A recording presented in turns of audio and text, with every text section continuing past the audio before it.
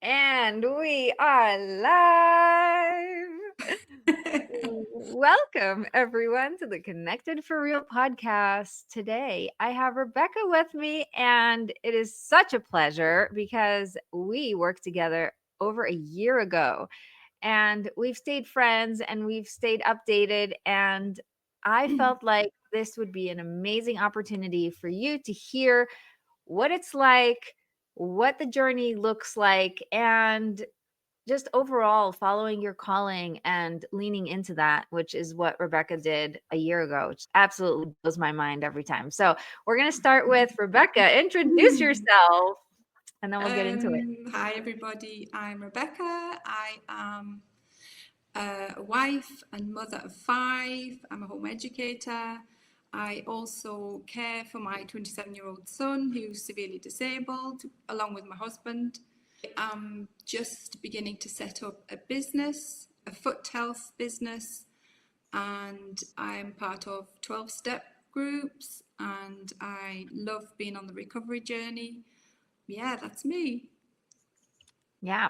Let's start with where you were, because I think when people really hear, maybe they see themselves in that, maybe they're hearing similar thoughts or beliefs. What was it like before we worked together, before you even thought to hire me? Okay. So where I was before we worked was I was really struggling with low self-esteem, and I joined a 12-step group called Codependence Anonymous, and I was dealing with a lot of needing to self-care. And one of my ways to self-care was I bought myself a dog, and I did a lot of dog walks, which was the way I could get out of the house and just be me and be with my maker. And part of those dog walks, I started listening to podcasts. And one of the podcasts was Rivka Malka. I've listened to Rivka Malka a lot, a coach. And you were interviewing her, I think. And so I listened to you, and that set me off on a whole journey of the calm method and everything. So yeah, low self-esteem was a big thing. People pleasing. I had no goals. I was just stuck in a rut. There was lots of things I was happy about, but it was just kind of a stale happy. Always wanted to be a wife and mother. So, I was in the role that I wanted to be, but I just wasn't able to.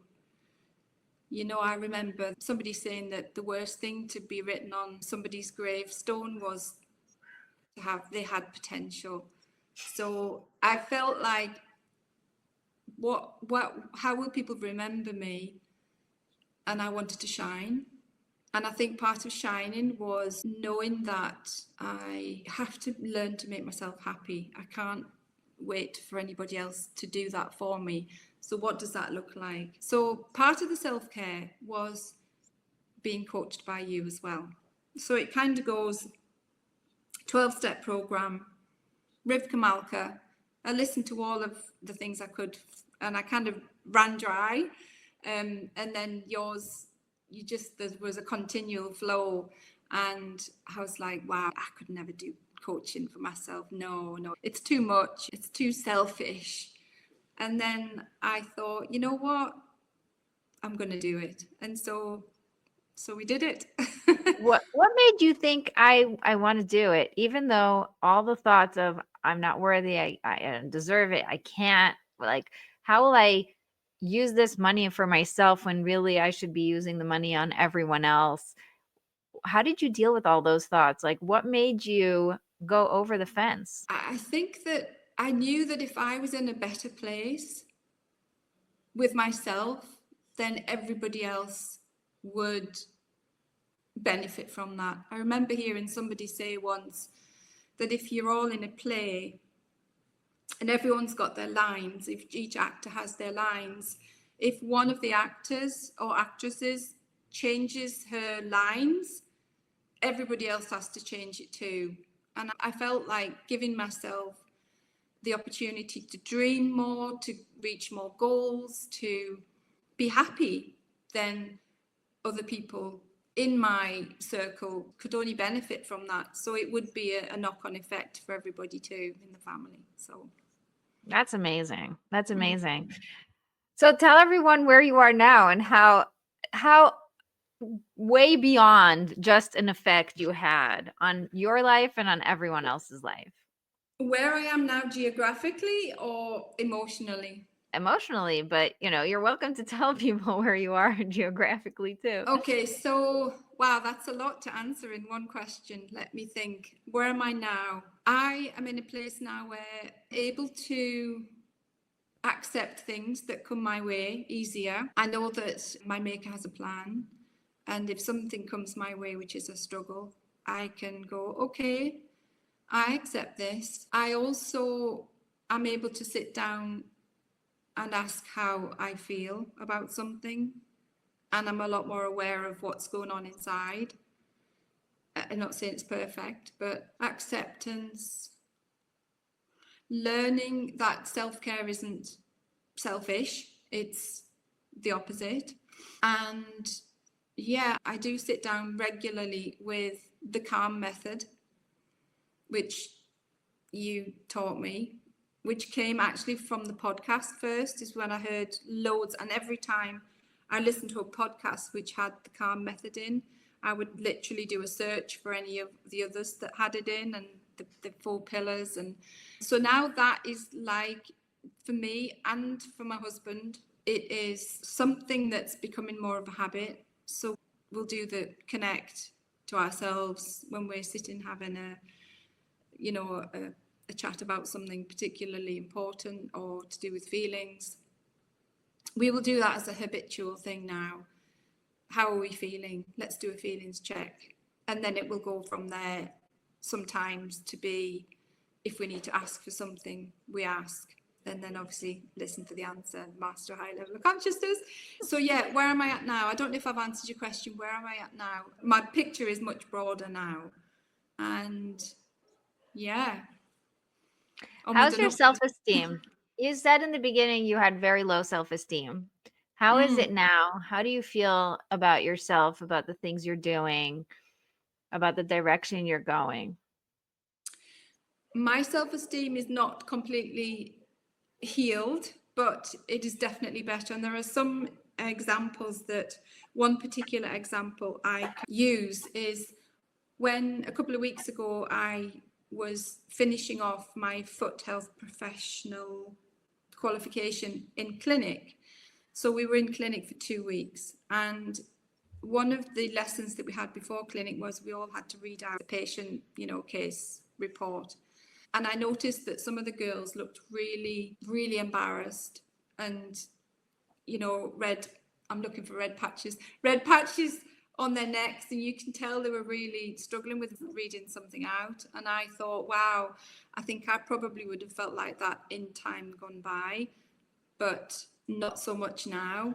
I think definitely that was a highlighter for me, that my self-esteem was becoming better. Yeah. Yeah.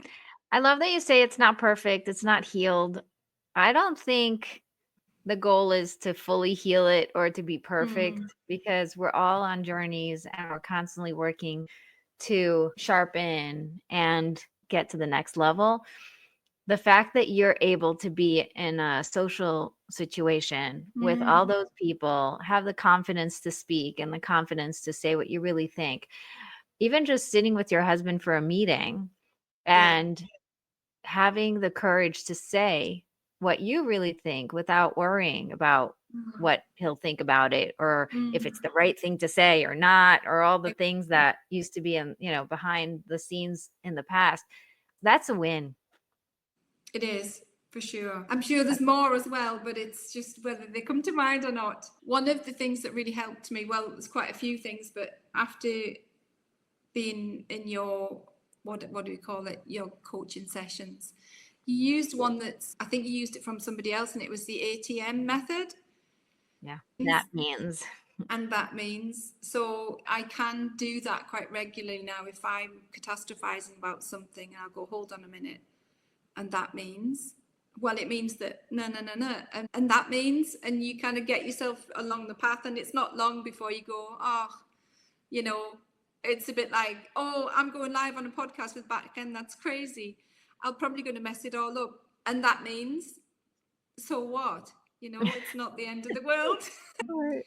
So, yeah, that's yeah. I can't remember why I mentioned that, but Yeah, that's good. from Hannah Mason. I love it. Oh, It's one of my favorite things. It just takes away the armor of, all that fear and the anxiety. Like, okay, my kid is throwing a tantrum, and that means I'm a bad mother, and that means I can't get my act together, and that means that he's gonna grow up to be a monster. No, he's not. He's just throwing a tantrum, exactly. and then it's like, oh, so I am a fine mother, like, it's no judgment on me. But sometimes it's just so helpful to move away from that drama in the brain. That's really great. um Definitely. can you describe for people what the private coaching with me is like, and what you loved about it, what you didn't use or what you did use, or how you navigated it? Okay, one thing I noticed was the weeks in between our sessions went so fast. And before I knew it, it was back round to that night where we would have our meetings. And I do feel like when I look back, I didn't use the WhatsApp contact enough. I could have used the WhatsApp contact much more. And I know that you would have picked up. So that I would change that. But that's myself, that's not anybody else. Um, And I just do. like, it's amazing. I remember you did send voice notes telling me what you're up to and things, which is, you didn't not use it at all, but you could have used it more for sure. And yet you still got amazing results. Yeah, I do remember the what would we call them, the sessions when we were like doing Yeah, this, those, private coaching. yeah, the private coaching sessions. Both of us kind of were like shaking our heads at the end going, wow, what happened there? It just was like all the little jigsaw pieces were coming in, and I would say something, you would say something, it would be, wow, we were not expecting that. It was like a private healing session. The light bulbs were just going on constantly with our conversation, just being open to miracle, really. What else did I like about it? I loved the meditations, but there were so many of them, it was hard to choose which one. I love the meditations. I quite liked the work by Byron Katie. I don't actually remember to go back to that very often. And I think that's because it took a lot of brain power to work through the worksheet. But when we did, because we did it twice, didn't we? It was really powerful.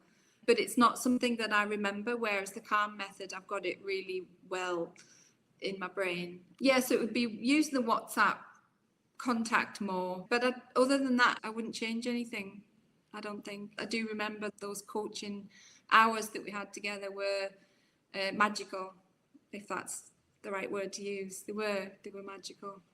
Yeah. And I would come downstairs and I would say to my husband, oh, you never guess what? And he'd say, what? And I'd say, we spoke about this and we spoke about that, and it links in with this, it links in with that. And it was just, this is what I was thinking, that's what I dreamed about, Yeah, it was super.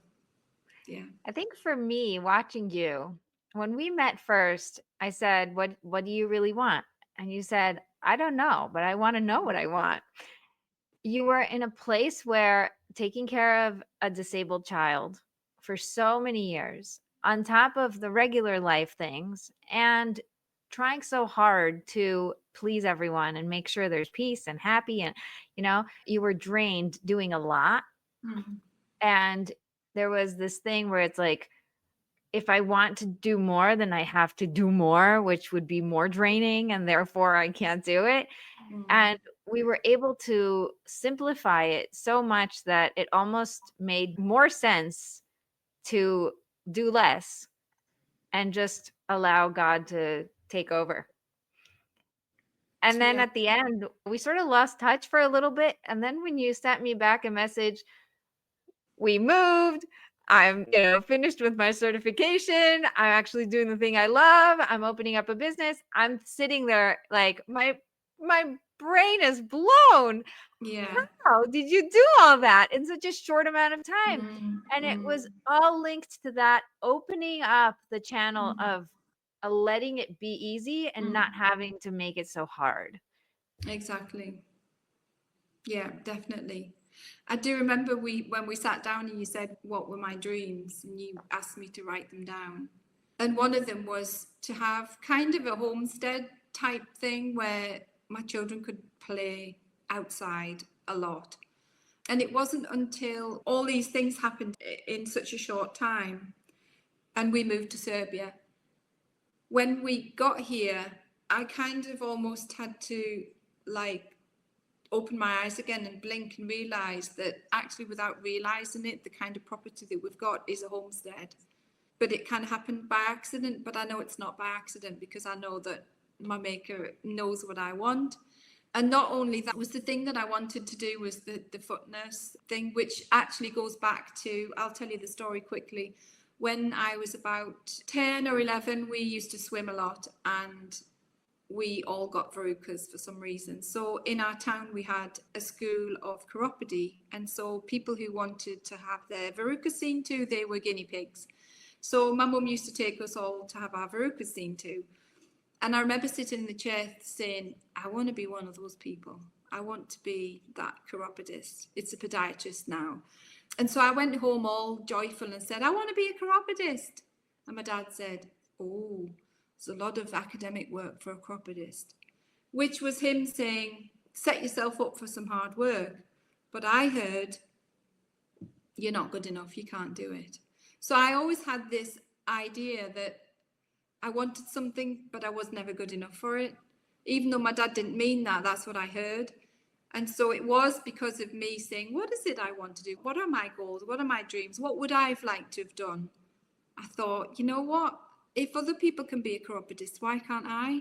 So I just got onto Google and I thought, yeah, I can do it. I can do it online. And I went through a big battle of academic learning, which was something that I was never used to. But in the space of me joining this online foot nurse qualification, the moving thing also happened at the same time. So I thought, oh, how am I going to be a foot nurse in Serbia? Well, Serbians need foot nurses. So here I am. We have now moved. We moved in July and now I've qualified. And it's like my next thing is taking it to the town where I am. They've got to learn some Serbian as well. But yeah, just so that idea of not noticing that something's happening, then I open my eyes and I go, wow, look where we are and look what I've got to give and how amazing this is. Yeah. So if I told you a year ago that you were going to be on a podcast talking about all the dreams coming true and you feeling so confident about what you're doing, would you believe it? No.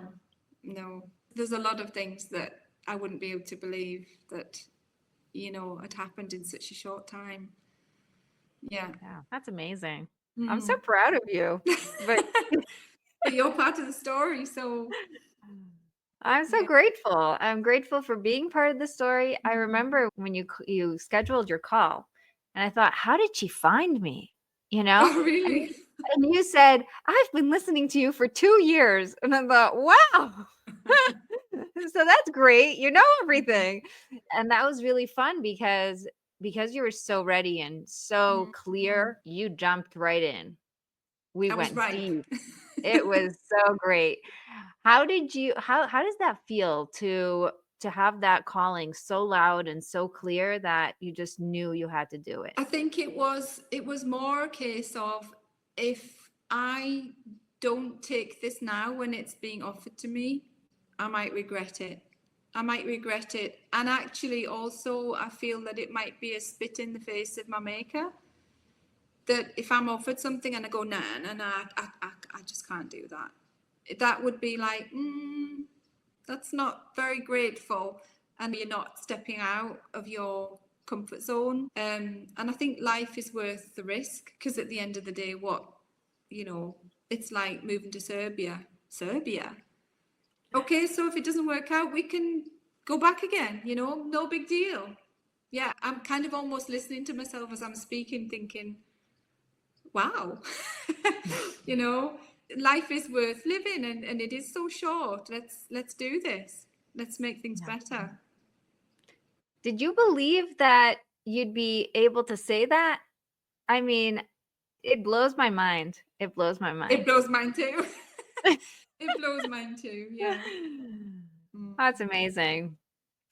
So for those of you listening, I am at capacity right now. We're speaking in December, but in January, I am opening doors again. And you are welcome to come and work with me privately. I only work one on one. It's a 3-month program. It's called Balance for God's Sake because we're balancing all the parts of ourselves and creating flow. And it includes one-on-one sessions, it includes WhatsApp support, it includes sessions and trainings and meditations. What would you say to someone who's listening to this going, ooh, I think I want that, but I can't have it? I would say to them, if you've got the idea that that might well be for you, don't think twice. Just do it. Yeah, it's expensive, but it's somebody's livelihood. It's Bat-Chen's livelihood. It's what she likes to do. It's why she does what she does. Go for it. What could you lose? Right. I mean, the return on investment for you, I'm just thinking the money, right? It was expensive because at the time you weren't working, you were homeschooling and taking care of everyone else. It was probably a gigantic expense. Just for you guys listening, it's $2,500 for 3 months of coaching, and it's very well worth it.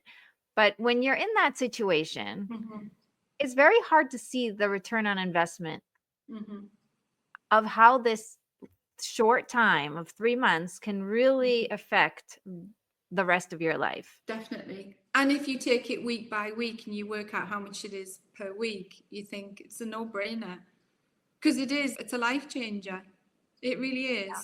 And it's not always about being able to go into business. It's about that satisfaction. You know, I haven't gone, you know, that gravestone idea where, oh, she had potential. I'm trying to reach those potentials now while I can, while I'm in my body. And yeah, it's definitely, it's a no-brainer. For me, I just think it's definitely, money's not, it is an issue for some people. Thankfully, my husband was, if you think that's the right thing for you to do, go ahead, you know, let's work out the money to cut some corners here and there. And yeah, if you were to ask him now, how do you see Rebecca after coaching, he would say, yeah, absolutely, you know, hands down, do it again kind of thing. Yeah. Yeah. You know, some people think of return on investment. I put in $2,500 and I got out, you know, selling my house and buying a homestead and going for my dreams. But there's so many little tiny details that are behind the scenes. Your relationship with your husband, your relationship with your kids, with your disabled son. Yeah. Can you tell us a little bit more about that?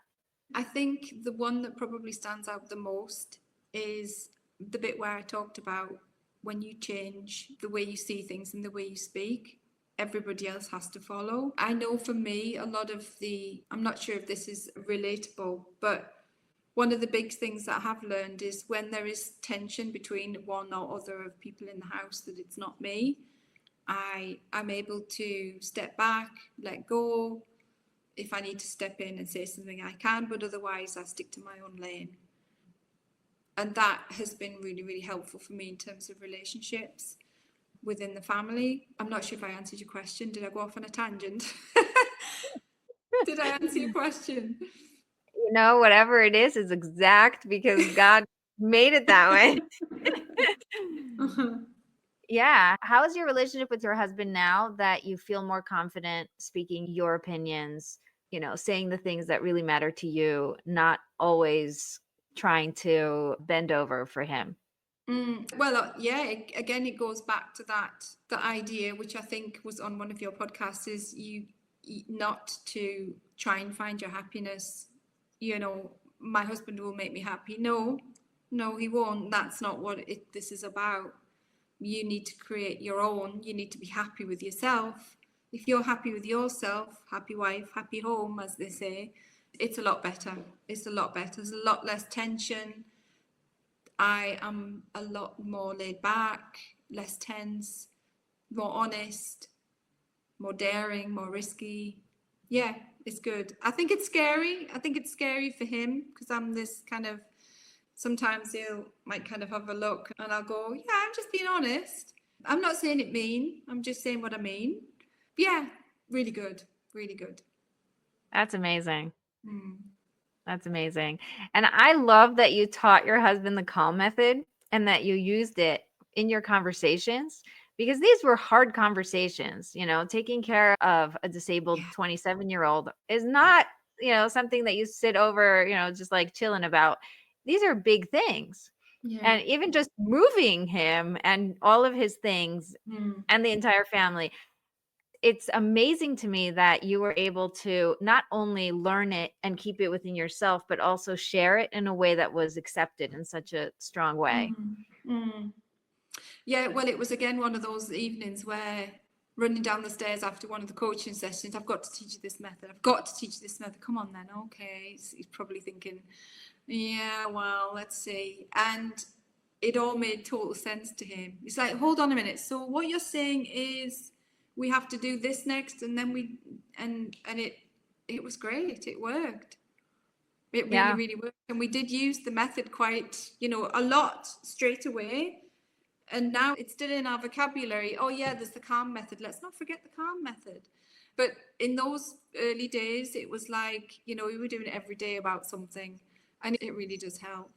It really does Yeah. help.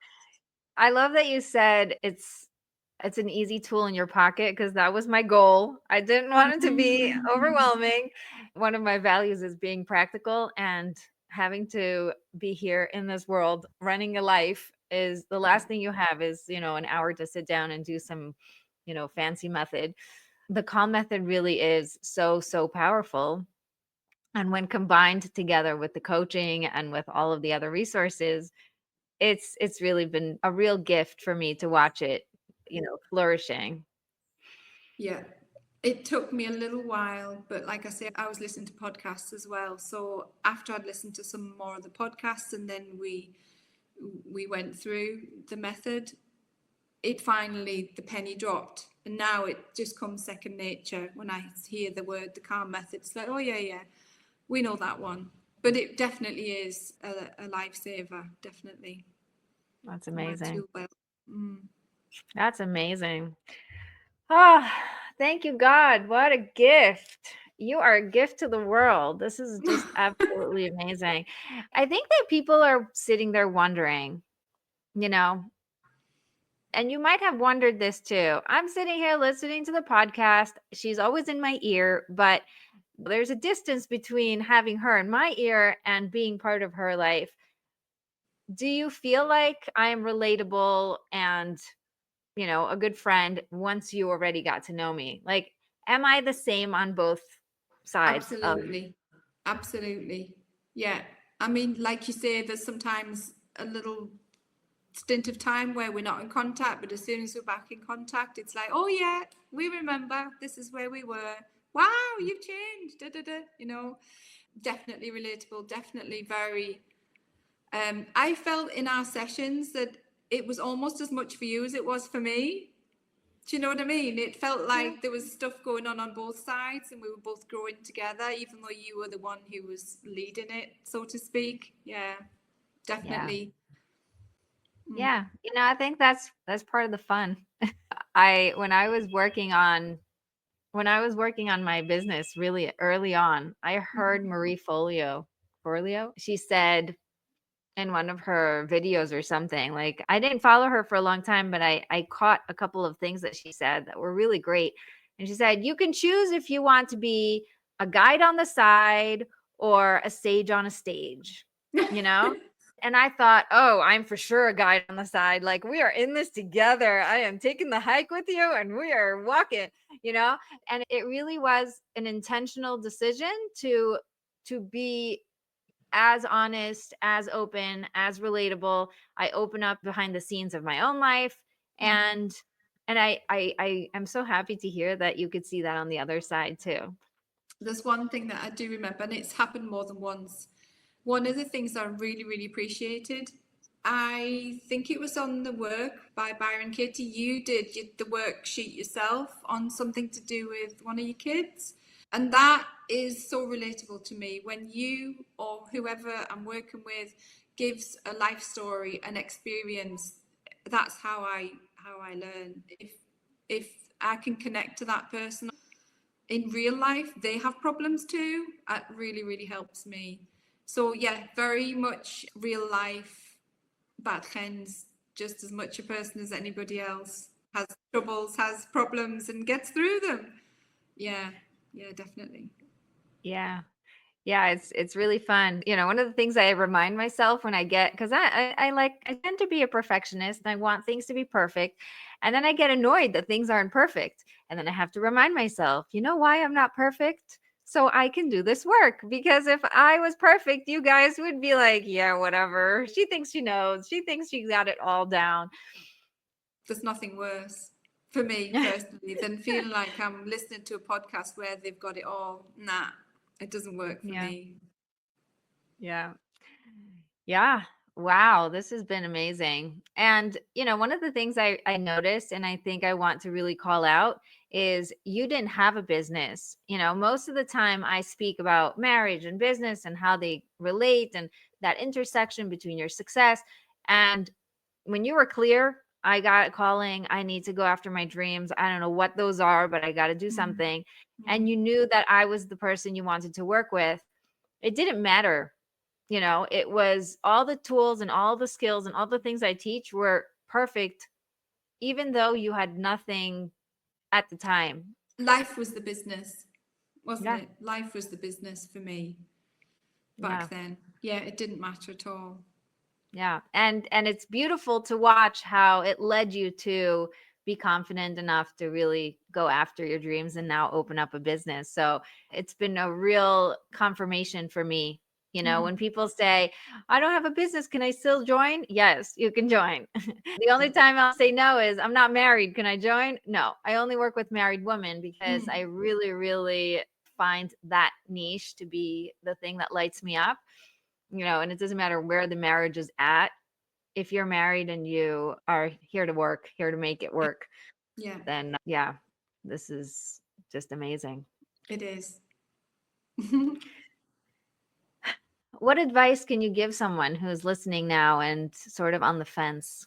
Don't sit on the fence. You might get wood chippings in your legs or your backside. Don't sit on the fence. Either do it or don't do it. Make your mind up. Just do it.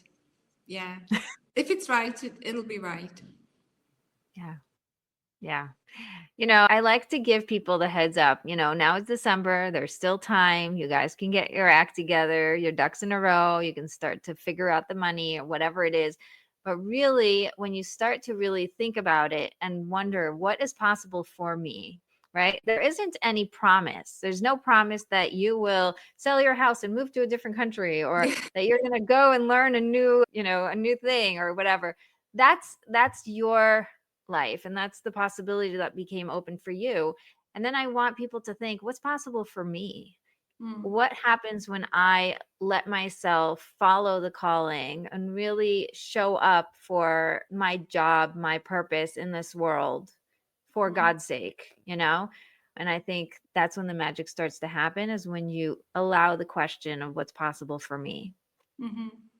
I think for me, the way I see it is the way that things went in my life, the path that was before me. Things were happening that all led to and were stepping stones to recovery, let's say.